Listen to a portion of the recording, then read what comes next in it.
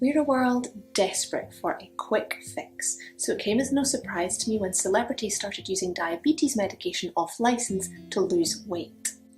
With this medication now hitting high street pharmacies in England, promoting itself as the magic cure for weight loss, let's talk about the facts and the medical science behind how this works and why we should be cautious when using it.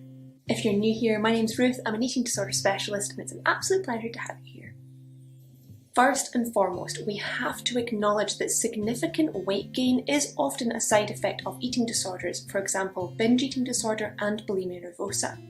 In fact, in 2017 alone, diagnosed cases of bulimia and binge eating disorder accounted for over 500,000 cases in the UK alone. Let's not forget that binge eating disorder and bulimia are chronically underdiagnosed here in the UK, meaning that numbers are probably much higher.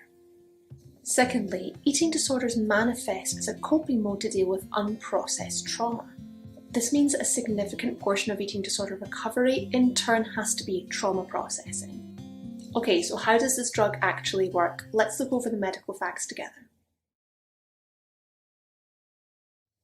Semaglutide increases insulin secretion and suppresses glucagon secretion, which slows gastric emptying. So in non-medical language, it means that you feel fuller for longer. But common side effects include gas, gallstones, constipation, diarrhea, dizziness, fatigue, nausea, and even vomiting. Interestingly, studies have shown us that cardiovascular risks did decrease over a 2-year period of using the medication. However, after 2 years of stopping the drug, all the cardiovascular risks in the study went back to their risk factors before taking the medication. So it's also not a quick fix for cardiovascular risks.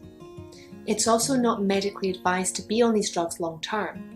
Studies showed us that after 1 year of stopping the medication, participants in a study on average gained 2/3 of their weight back again. This basically means that while your risk factors are suppressed and your appetite lowered while you're on the medication, when you inevitably come off it, your risk factors increase and you gain weight back again. I'd also like to chip in with some psychological points here as well. Firstly, with binging and overeating being a coping mechanism for trauma, when we can no longer engage in binging as a coping mechanism for this trauma, it's very likely we're going to move on to a different harmful coping mechanism. And this can be anything at all, from over-exercise, chronic spending and over-shopping, workaholism, drug and alcohol use, and even just excessive screen time. This is why, for me personally, trauma recovery has to be a building block of eating disorder recovery. Otherwise, we are just going to bounce around different eating disorders or different coping mechanisms when one is taken away. Secondly, and maybe more controversially, thinness doesn't actually equate to health. Some of you will already know that I am not an advocate for the health every size movement. But I would agree that we can be both thin and unhealthy. Just because we're eating less because our appetite has been suppressed, this doesn't actually mean that we're getting the nutritional density that we need day to day. We could continue not to nourish our bodies and not eat a balanced diet. And whilst a balanced diet looks different for absolutely everybody, this is something I also see in some of my patients who've gone through gastric surgeries.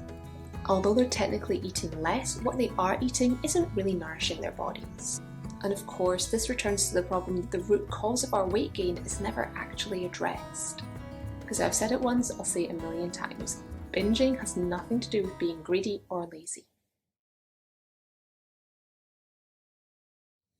So my feelings are that whilst these drugs are safe to use in the short term, long term we're actually not really seeing the benefit of using the drugs.